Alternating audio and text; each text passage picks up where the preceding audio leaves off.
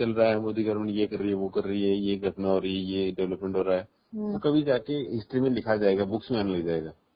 Operation सिंदूर आज तो ये नॉर्मल अपने आंखों के सामने घटना हुई है। वैसे ही अपनी हिस्ट्री स्ट्रगल भरी हिस्ट्री रही है।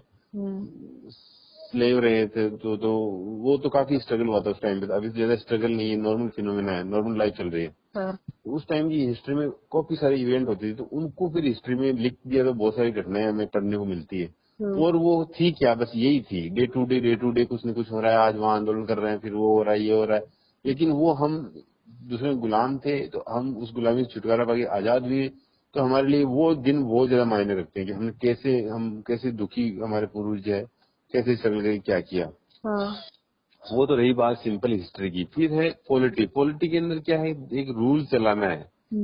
तो अपना एक सिस्टम, डेमोक्रेटिक रूलिंग गवर्नमेंट बनी है, रूलिंग सिस्टम बना है, रूलिंग सिस्टम को फिर अब चलाने के लिए सेट ऑफ रूल्स होने चाहिए।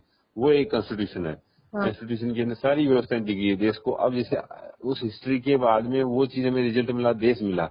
हिस्ट्री में स्ट्रगल के बाद में देश मिला, तो देश को चलाने के लिए हमने फिर वो सेट ऑफ रूल्स तैयार किए, बुक तैयार कर ली। वो एक होगी हिस्ट्री, और कुछ नहीं है।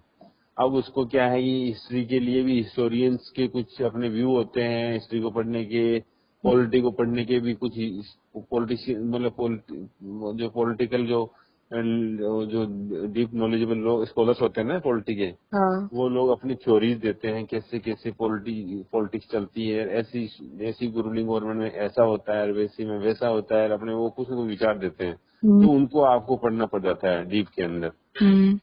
तो एक वो हो गया, पॉलिटिका हो गया। फिर होगी ज्योग्राफी। ज्योग्राफी के अंदर भी बहुत सारे स्कॉलर्स हैं, उनको डीपली रिसर्च किया है, उनको तब जाके वो चीजें उनको फाइंड आउट किया है उन लोगों ने। पहले स्पेस को कैसे फाइंड आउट किया, फिर अर्थ को कैसे उन लोगों ने समझा, अर्थ घूमती है तो क्यों घूमती है, किस तरह से घूमती है, क्या अर्थ डीप में क्या हो सकता है। ये बहुत सारे सब्जेक्ट थे, वो टाइम टू टाइम कभी किसने क्या स्टडी करी।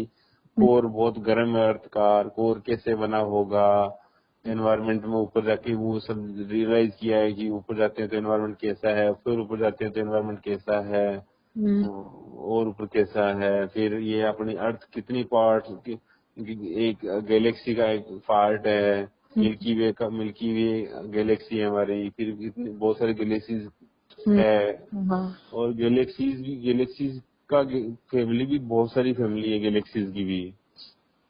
तो ऐसा है।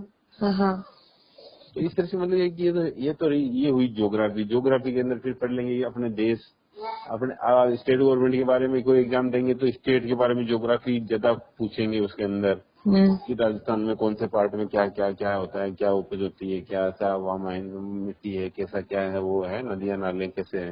अब कंट्री के बारे में तो पूरी कंट्री के बारे में ज्योग्राफी फिजिकल स्ट्रक्चर्स पढ़नी है, तो उसमें कहाँ पे कौन सी माउंटेन्स है, कैसी कौन से रिवर्स है, कौन सी रिवर किधर फ्लो करती है, कौन सा रिवर किस किस स्टेट से निकलती है, कौन से स्टेट का पड़ोसी कौन है, और कौन सा डैम कहाँ पर। ये फिजिकल चीजों की नॉलेज हो गया, वो ज्योग्राफी हो गया। अर्थ की फिजिकल इन्वायरमेंट, फिजिकल स्ट्रक्चर वगैरह जो भी है अर्थ का, वो ज्योग्राफी में पढ़ लोगे आप।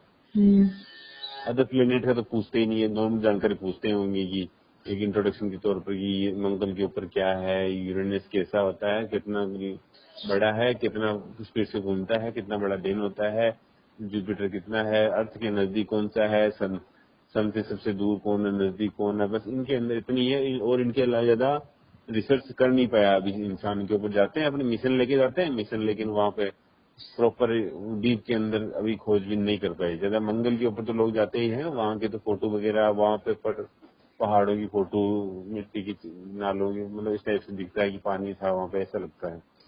बट अदर प्लेनेट की ज्यादा जानकारी नहीं है, बट उनको डिस्टिंग्विश कर रखा है कि ये इतनी सारी प्लेनेट्स है, वो इतनी स्पीड से घूमते हैं, वहाँ इतने बड़े होते हैं, दिखने में ऐसे दिखते हैं, बस यही है। वो ज्यादा डीप में नॉलेज नहीं है। बस हम न्यूज में पढ़ते रहते हैं कि एलियन आए, एलियन वहाँ आए, ऐसे पढ़ते रहते हैं। वो किसने क्या देखा पता नहीं, देखा नहीं देखा, दूसरी दुनिया है कि नहीं है वो यूनिवर्स के अंदर, ये कोई कंफर्मिटी नहीं है। तो हम ज्योग्राफी के तौर पर हम अर्थ के बारे में पूरा पढ़ेंगे। अर्थ में पानी किधर क्या है, समुद्र के बांट रखे, 6-7 समुद्र है, अपने पैसिफिक ओशंस है, फिर वो बीच में अपने यूरोपियन कंट्री के बीच में बड़ी बड़ी लेक्स है, अफ्रीकन कंटिनेंट के अंदर कौन सी बड़ी रिवर है, कौन सा कौन सा बड़ा है, उसके अंदर आइलैंड कौन सा बड़ा है, अब यूरोपियन में कौन कौन से आइलैंड है, कौन कौन सी बड़ी बड़ी लेक्स बीच में है, गल्फ कंट्री के अंदर क्या ऐसा है स्ट्रक्चर। मतलब वो आप एक टोटली अर्थ को रीड कर लोगे, ऐसे से समझ लोगे। अर्थ को समझना आपको अपने करंट रूलिंग सिस्टम, अगले हमने हिस्ट्री पढ़ के हमने आजाद हो गए, फिर एक रूलिंग सिस्टम चलने लगा, उस रूलिंग को कैसे चलाना है वो सब चीजें पढ़ लेंगे।